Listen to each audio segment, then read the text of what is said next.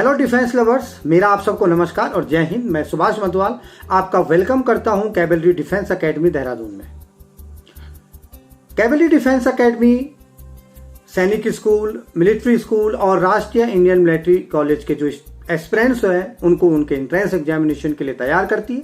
साथ में air force, army और नेवी में जो जाने वाले एस्पिरेंट्स हैं उनको भी उनकी डेस्टिनेशन के लिए तैयार करती है। फिलहाल जो मैं आज आपसे बात करने वाला हूं वो है AISSEE एंट्रेंस एग्जामिनेशन 2022-23 के नोटिफिकेशन के बारे में। जी हाँ, जो भी बच्चे सैनिक स्कूल की तैयारी कर रहे हैं क्लास 6 और क्लास 9 के लिए, उनके लिए वो वक्त आ गया है कि वो अप्लाई कर सकें, यानी ऑनलाइन फॉर्म भर सके इस पर्टिकुलर एग्जामिनेशन के लिए। 27 सितंबर से आप फॉर्म भरना शुरू कर सकते हैं और लास्ट डेट है 26 अक्टूबर 2021। अब ये ना सोचें कि बहुत टाइम है, 1 महीना है, कभी भी भर लेंगे। लास्ट टाइम में कई बार वेबसाइट में ऐसी प्रॉब्लम्स आने लग जाती हैं कि फॉर्म भर ही नहीं पाते। लास्ट ईयर SSC CGL में मोर देन 25% स्टूडेंट्स जिन्होंने अप्लाई करना था वो नहीं कर पाए। इतनी क्वेरीज थी, लास्ट के 5 दिन वेबसाइट चली ही नहीं, कुछ नहीं हुआ, कोई सुनने वाला नहीं होता आगे। इसीलिए टाइम रहते ही आप फॉर्म को पूरी डिटेल के साथ बिल्कुल सही तरीके से भर लें। फॉर्म में भरते हुए कोई गलती न करें, क्योंकि 6 महीने, 7 महीने, 1 साल से आप तैयारी कर रहे हैं, हो सकता है 2 साल से आप तैयारी कर रहे हैं इस एग्जाम को देने के लिए। बहुत अच्छी तरीके से आप मेंटली भी और फिजिकली भी तैयार हो चुके हैं एग्जाम देने के लिए, लेकिन अगर आपने फॉर्म ही गलत भर दिया तो आपकी जो इतनी मेहनत थी पिछले कई महीनों की, सालों की, वो मेहनत बेकार हो जाएगी। इसीलिए सोच समझ कर भरें। अगर आपके पास डॉक्यूमेंट्स, जो रिक्वायर्ड डॉक्यूमेंट्स हैं वो अभी भी नहीं है तो वक्त है, आप इस बीच उनको बना लें और टाइमली उनको प्रिपेयर करके टाइमली फॉर्म को भर लें। मैं फटाफट एक नज़र में आपको बताता हूं कि आपको कौन से डॉक्यूमेंट चाहिए और किस तरीके से आपने ऑनलाइन फॉर्म को भरना। पिछली बार बहुत एस्पिरेंट्स ऐसे थे जिनके फॉर्म भरने की वजह से, फॉर्म में गलतियों की वजह से वो अपना एग्जाम नहीं दे पाए। एग्जाम दे भी पाए तो उसमें बाद में जब वो उनका रिजल्ट आया तो उस फॉर्म में जो प्रॉब्लम्स थी उस फॉर्म की वजह से उनका रिजल्ट डिक्लेयर नहीं हुआ। अगर रिजल्ट डिक्लेयर भी हुआ, मेरिट में भी आए, लेकिन उस प्रॉब्लम की वजह से वो स्कूल तक नहीं पहुंच पाए, स्कूल में पहुंचे वो डॉक्यूमेंट्स प्रोवाइड नहीं कर पाए। ऐसे बहुत सारे केसेस होते हैं, तो आपने इन सारे केसेस का विक्टिम नहीं बनना है। इसीलिए मैं आपको फटाफट बताऊंगा कि आपने कैसे कैसे अप्लाई करना है, कौन कौन से डॉक्यूमेंट और किस तरीके से आपने कॉपी जो रिक्वायर्ड डॉक्यूमेंट्स है उनको अपलोड करना है। सबसे पहले मैं बता दूं कि सिर्फ और सिर्फ ऑनलाइन मोड ही चलता है इसमें। ऑनलाइन मोड मतलब आप ये ना सोचें कि फॉर्म प्रिंट ले लेता हूँ, फॉर्म भर के मैं भेज दूं, ऐसा हो जाएगा। ऐसे पहले मिलिट्री स्कूल्स में होता था और अब उन्होंने भी ऑनलाइन प्रक्रिया शुरू कर दी है। ठीक है, फीस की मैं बात करूं तो 550 रुपये फीस होती है जनरल कैंडिडेट के लिए। इसमें जो एक्स सर्विसमैन के वार्ड्स हैं या जो फौजी हैं उनके वार्ड्स के लिए भी यही फीस है। और जो 400 रुपीज फीस होती है वो होती है SC और ST कैटेगरी वालों के लिए, बस। बाकी किसी को भी फीस में कोई छूट नहीं दी गई है। ठीक है, उसके बाद आप NTA की वेबसाइट पे बार बार जाके इसके और भी नोटिफिकेशन चेक कर सकते हैं। NTA मतलब नेशनल टेस्टिंग एजेंसी होती है, यही सैनिक स्कूल का जो एग्जाम है उसको कंडक्ट करवाती है। एग्जाम की अगर मैं डेट की बात करूं तो एग्जाम 9 जनवरी की इसकी टेंटेटिव डेट है, और टेंटेटिव नहीं, वो 9 जनवरी को हो ही जाएगा अगर सब कुछ ठीक चला। पिछली बार ही थोड़ा सा डिले हो गया था ड्यू टू कोविड-19, लेकिन अब शायद डिले नहीं होने वाला, सब कुछ नॉर्मल रहेगा, तो 9 जनवरी को ये एग्जाम हो ही जाएगा। ठीक है, एग्जाम सेंटर्स आप जो फॉर्म भर रहे हैं उसमें जो आप प्रायोरिटी देंगे वही आपका एग्जाम सेंटर्स आएगा। ओके, आगे मैं आपको फटाफट बता देता हूं कि आपने ऑनलाइन फॉर्म भरते हुए किन बातों का ध्यान रखना है। सबसे पहले आपके पास एक यूनिक ईमेल आईडी और मोबाइल नंबर होना चाहिए। ऐसा नहीं कि आज कोई और मोबाइल नंबर डाला कल कोई और, ऐसा बिल्कुल नहीं। जिस मोबाइल नंबर से आप रजिस्ट्रेशन करवा रहे हैं, फॉर्म भर रहे हैं, वो मोबाइल आपका एक्टिव होना चाहिए और तब तक होना चाहिए जब तक कि बच्चा स्कूल में एडमिशन न ले ले। साथ में एक ईमेल आईडी भी जिसपे कि उसकी एडमिट कार्ड भी भेजते हैं। बार बार इन चीज़ों के लिए स्कूल बुलाता रहता है। अभी जो भी कैंडिडेट इस साल यहाँ पे गए हैं कोविड-19 में जो भी बच्चे सिलेक्ट हुए हैं उनको सब उनके पेरेंट्स को सिर्फ ईमेल के द्वारा ही बताया जाता है कि आप अपने वार्ड को इतनी तारीख को लाइए, मेडिकल के लिए इतनी तारीख को ले जाइए, सब वो ईमेल करके ही भेजा जाता है। इसलिए ईमेल वो होना चाहिए जो फ्रीक्वेंटली आप यूज कर रहे हैं। ठीक है, बाकी जो भी चीजें होती है वो सारी आपको मेल और SMS के द्वारा बता दी जाती है। ओके, अभी दूसरी इंपॉर्टेंट बात, आपको इसमें कुछ स्कैन इमेजेस डालनी है। जैसे इमेज एक तो कैंडिडेट की, आप चाहे तो सीधा मोबाइल से उसकी फोटो खींच के उसको अपलोड कर सकते हैं, लेकिन उसमें बैकग्राउंड की प्रॉब्लम आ जाती है। आपको ऐसा करें कि जो उसकी कोई पुरानी फोटो है, पुरानी, ज्यादा पुरानी भी नहीं, 1-2 महीने पुरानी, उस फोटो को नजदीक से अपने मोबाइल से फोटो खींचिए और उसको क्रॉप कर लीजिए उसी के साइज के अकॉर्डिंग। अब क्या होगा, जो फोटो हम लोग खींचते हैं उस फोटो का साइज थोड़ा ज्यादा रहता है। साइज का मतलब मैं MB और KB की बात कर रहा हूँ। हम लोगों को जो रिक्वायर्ड है वो 10 to 200 KB है।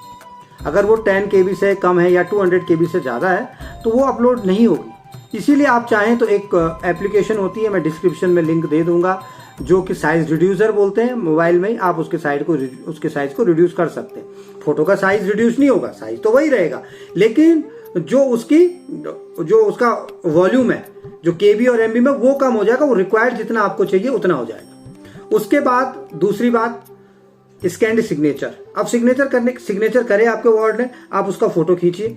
कोई जरूरी नहीं कि आपको स्कैन करना है, किसी स्कैनर के पास ले जाना है या मोबाइल में कोई एप्लीकेशन डालनी, नहीं। आप उसकी एक क्लोज फोटो खींचिए और उस फोटो को क्रॉप कर लीजिए साइज के बराबर। फिर उसको भी अगर उसका जितना उसका KB चाहिए, उनको कितना चाहिए होता है 4 KB to 30 KB। अगर 4 KB to 30 KB में नहीं है तो आप उसको दोबारा से सॉफ्टवेयर के थ्रू, उस एप्लीकेशन के थ्रू उसको इस रेंज में ले आइए। उसके बाद एक लेफ्ट थंब लीजिए और वर्ड का एक लेफ्ट थंब उसी व्हाइट पेपर पे इम्प्रेस कीजिए और उसकी फोटो खींच दीजिए। फोटो खींचने के बाद उसको भी सेम तरीके से आप रिड्यूस कर सकते हैं। और ये जो तीनों के तीनों डॉक्यूमेंट्स, इनको एक फोल्डर में डाल दीजिए।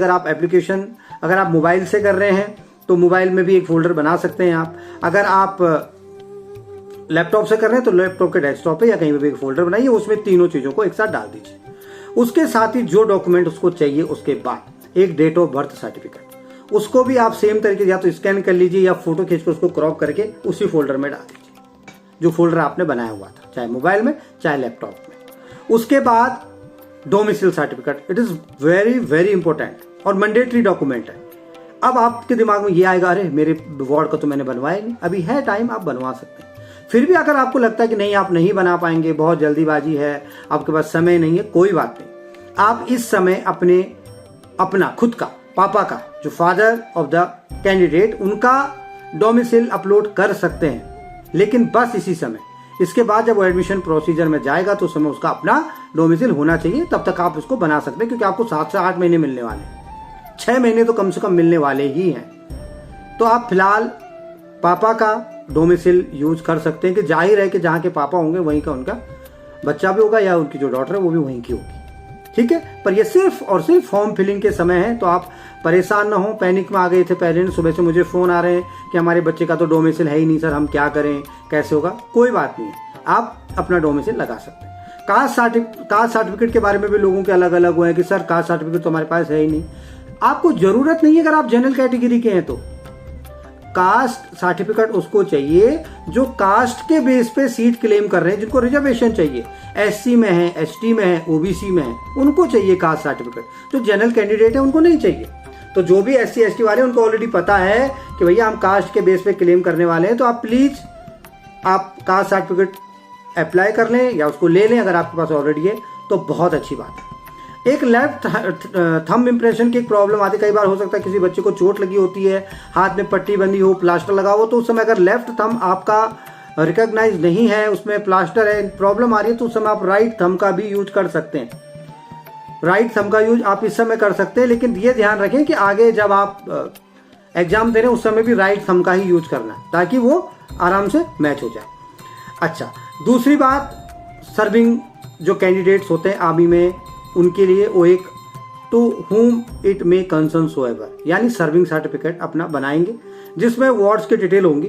उसमें लिखा हुआ होगा कि it is certified that ward का नाम is a son of army number, GSC IC अगर ऑफिसर है, जो भी है उसका आर्मी नंबर, रैंक और नेम होगा, और वहां पर नीचे उसकी डेट ऑफ बर्थ भी लिखी होगी, his date of birth, his oblique her date of birth is जो भी डेट ऑफ बर्थ है as per our office records, बस इतना ही।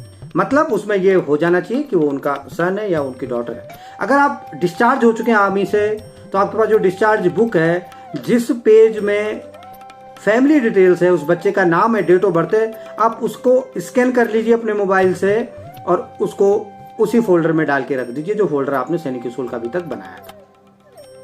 उसके अलावा देखो हर एक का साइज दिया हुआ है, मैं इसका लिंक अपने डिस्क्रिप्शन में डाल दूंगा। आप ये नोटिफिकेशन पूरा खोल सकते हैं, मैंने अपने लैपटॉप पे खोला हुआ है।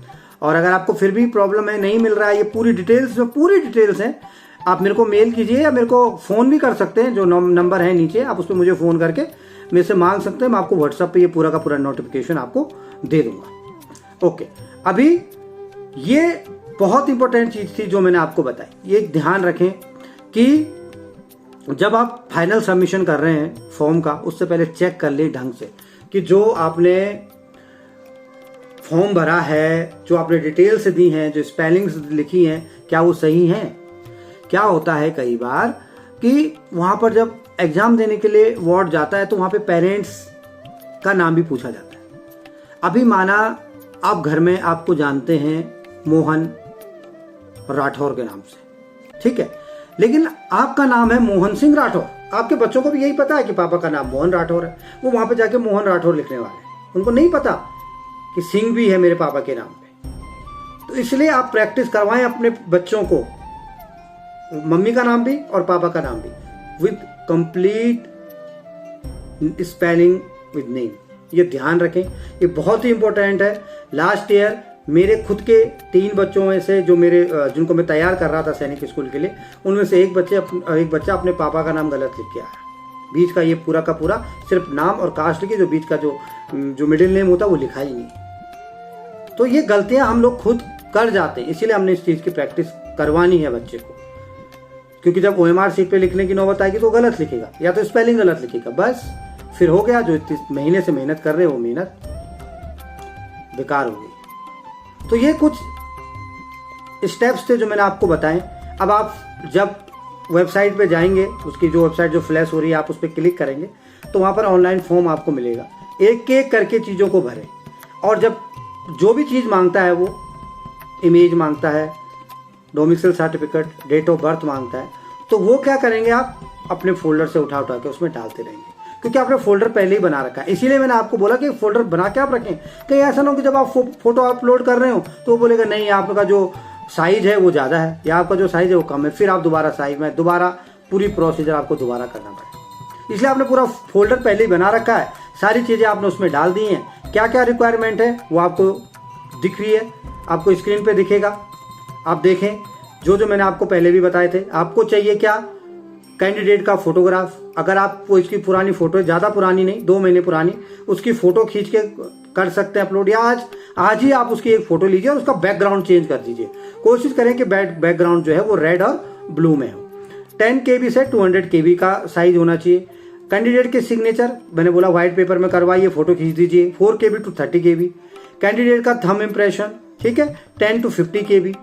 डेट ऑफ बर्थ सर्टिफिकेट, इसका भी केबीज में होता है, इसका यहाँ पे लिखा हुआ नहीं है, लेकिन आप जो भी करेंगे वो एक्सेप्ट कर लेगा, क्योंकि इतना बहुत ह्यूज नहीं बनेगा ये।